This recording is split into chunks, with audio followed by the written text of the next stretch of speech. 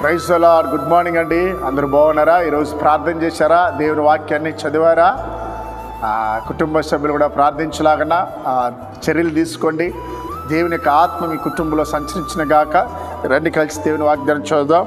సామెతలు 20:22 యెహోవా కొరకు కనిపెట్టుకొనుము, ఆయన నిన్ను రక్షించును. ప్రియులారా, కనిపెట్టుకొనుట.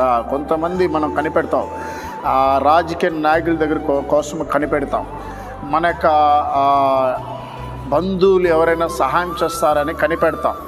మనకు తెలిసిన వాళ్ళు ఏదైనా సహాయం మనకున్న పరిస్థితిని బట్టి సహాయం చేస్తారని కనిపెడతాం. ఆ కనిపెట్టడం వల్ల నీకు నిజమైన సహాయం రాదు. కానీ యెహోవా కొరకు, అంటే దేవుని కొరకు, యేసయ్య కొరకు నువ్వు కనిపెడితే ఆయన నిన్ను రక్షిస్తాడంట. అంటే కనిపెట్టడం అంటే ఏంది?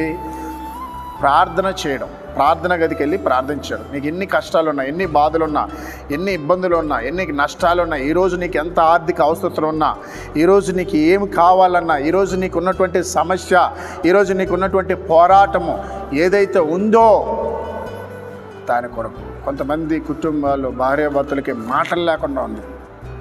ఇది సాతాను చేసిన పని. మీరు మంచివాళ్ళే, కానీ సాతాను మిమ్మల్ని వేరు చేయాలని, మీ ఇంట్లో సమాధానం లేకుండా చేయాలని చేస్తున్నాడు. మీరు ఒకరినొకరిని నిందించుకోవడం వల్ల ఫలితం లేదు.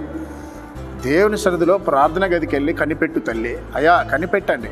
ఆటోమేటిక్గా మీ ఇంట్లో ఐక్యత, సమాధానం వస్తుంది. దేవుడే ఆ అపవాది క్రియలు లయపరుస్తారు. కాబట్టి ఈ రోజుల్లో ఎంతమంది కుటుంబాలు సఫర్ అవుతున్నది, ఎంతమంది జీవితాలు నాశనం అవుతున్నది, ఎంతమంది ఎన్ని సంవత్సరాలను కూడా వారి యొక్క భర్త మారకుండా ఇంకా తాగుడికి బానిసైనారు. దేవుని సన్నిధిలో కనిపెట్టి చూడండి, దేవుని యొక్క సహాయం పొందండి. ప్రార్థించేద్దాం. మహోన్నతుడా, పరిశుద్ధుడా, ఉదయకాల వాగ్దానాన్ని బిడ్డల మీద నీ అభిషేకం ఇచ్చిన ప్రభా, అయా ప్రత్యేకించిన తండ్రి, అయా ఎంతోమంది నా ప్రభా అప్పులు ఊబుల్లో కూరుకుపోయిన బిడ్డలు ఉన్నారు నాయన. వారినైనా ఈరోజు కావాల్సినటువంటి నైనా కొన్ని డ్యూలు కట్టాల్సి ఉంది నాయన, వాటి విషయంలో సహాయం చేయని ప్రార్థిస్తున్నాం. ఎంతోమంది బాడుగింట్లో ఉన్నారు, వారికి సొంత గృహాన్ని కూడా దయచేయని ప్రార్థిస్తున్నాం.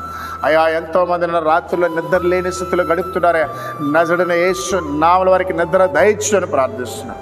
ముఖ్యంగా ఉదయకాల నా ప్రభా వాగ్దాన బిడ్డల మీద అభిషేకం ఉంచండి. అనారోగ్యస్తులను ముట్టి బాగు చేయండి నా ప్రభా. నెమ్మది లేని వారికి నెమ్మది ఇచ్చాను. ప్రయాణంలో తోడునమని యేసు నామములో ప్రార్థిస్తున్నాం తండ్రి, ఆమేన్.